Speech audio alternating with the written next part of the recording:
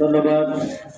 এ পর্যায়ে বক্তব্য পেশ করছেন জনাব হযরত মাওলানা মহিবুল্লাহ জামি। জনাব হযরত মাওলানা মহিবুল্লাহ জামি।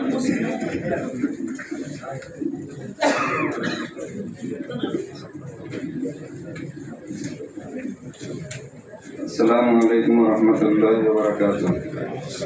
আমাকে মেইনলি আলোচনা করতে দেওয়া হয়েছে 2023 এবং 24 এই সময় যে সমস্ত পাঠ্যপুস্তক দেওয়া হয়েছে, স্পেশালি মাধ্যমিক এবং দাখিল স্কুলের 6ষ্ঠ থেকে 10ম এবং মাদ্রাসার 6ষ্ঠ থেকে 10ম 2021-এর কারিকুলাম অনুযায়ী স্কুল মাদ্রাসায় উভয় জায়গায় 9টা বই হুবহু কমন।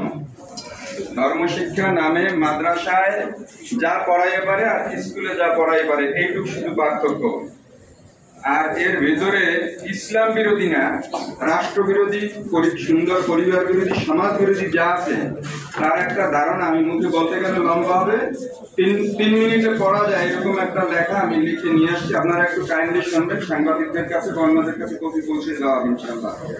2024-এর পাঠ্যপুস্তক জাতি বিধ্বংসী বহুমুখী ষড়যন্ত্র।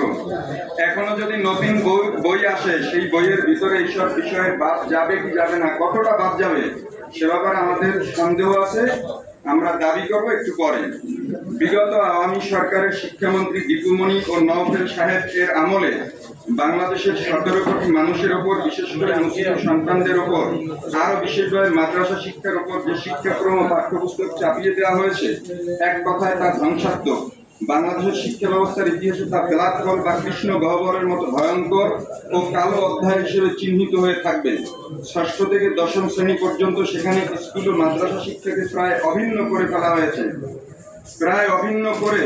একদিকে মাদ্রাসা শিক্ষার স্বাতন্ত্র্য নষ্ট করে ফেলা হয়েছে, অপরদিকে স্কুল মাদ্রাসা নির্বিশেষে সকল পাঠ্যপুস্তকে মোদী ও হিন্দুত্ববাদের বয়ান ঢুকানো হয়েছে।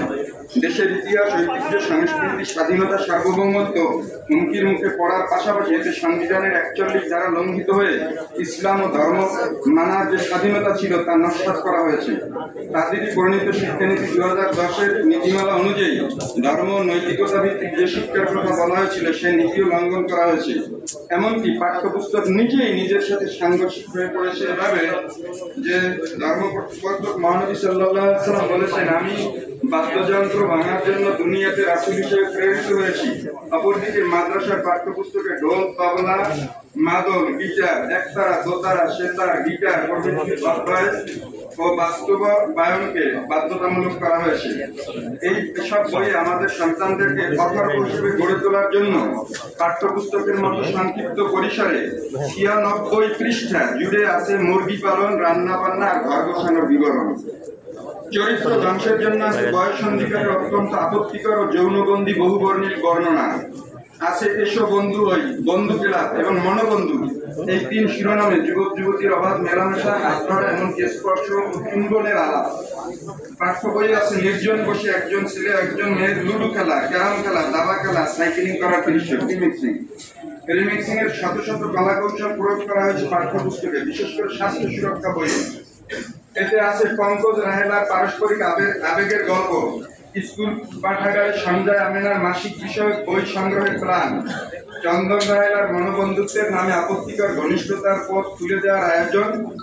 খেয়াল করার বিষয় হচ্ছে 3টি গল্পেই পাত্রী মুসলমান আর পাত্র হিন্দু, এটা কাকতালীয় ভাবে হয় নাই।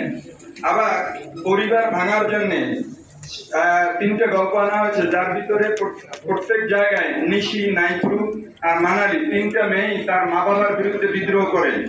ও দাবায় প্রতিষ্ঠিত হবে, দাবা খেলায়। বাবা বলতে তুমি ইঞ্জিনিয়ার, ডাক্তার হও।